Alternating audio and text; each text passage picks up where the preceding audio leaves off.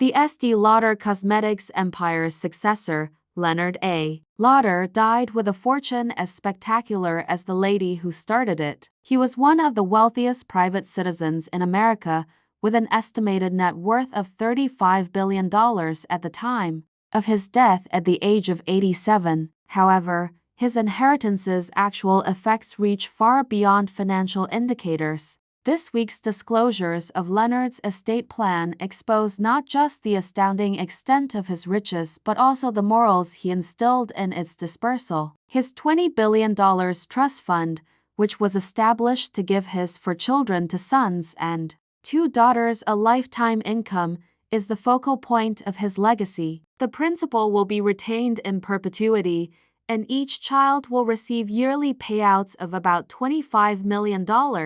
A board of trustees, which includes former Estée Lauder executives and longtime family confidants, is in charge of the fund, guaranteeing expert management and alignment with Leonard's mission. The trust will invest under his direction in a variety of blue-chip equities, real estate assets in Palm Beach and Manhattan, and investments in up-and-coming biotech companies. In addition to providing for his family, Leonard set aside $5 billion for charitable causes. Significant endowments are given to the Leonard A. Lauder Climate Initiative and the Lauder Cancer Research Fund, 2 sizable charity institutions. Building on Leonard's personal experience, he fought prostate cancer after being diagnosed with it in 2015. The Cancer Fund will continue to promote innovative therapies and early detection technology. In keeping with his late life dedication to environmental care, the Climate Initiative will allocate funding to renewable energy initiatives,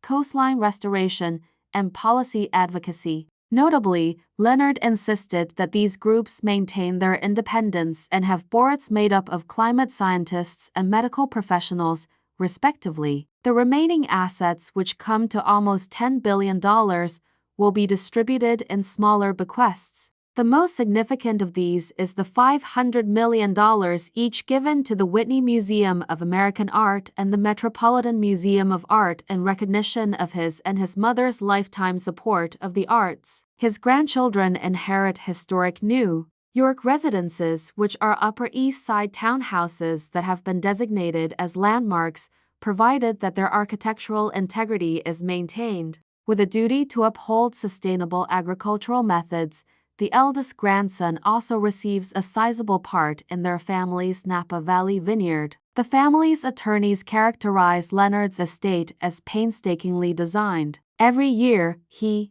updated his will to take into account changes in the market and his family's requirements, frequently seeking advice from a reliable group of experts. "Wealth is nothing without purpose" is his motto. His legacy plan, according to philanthropic advisors, combines meaningful giving with wealth preservation, guaranteeing that his riches would benefit both private individuals and public benefits for many decades to come. According to tax experts, estate taxes will bring in about $8 billion for the federal and state governments. To optimize benefits for causes Leonard cared about, his team employed sophisticated valuation techniques, including discounted transfers to private foundations and significant philanthropic exemptions. A model for ultra-high net worth legacy planning that strikes a balance between civic duty, philanthropy, and family is the end product. With his wealth, Leonard A. Lauder really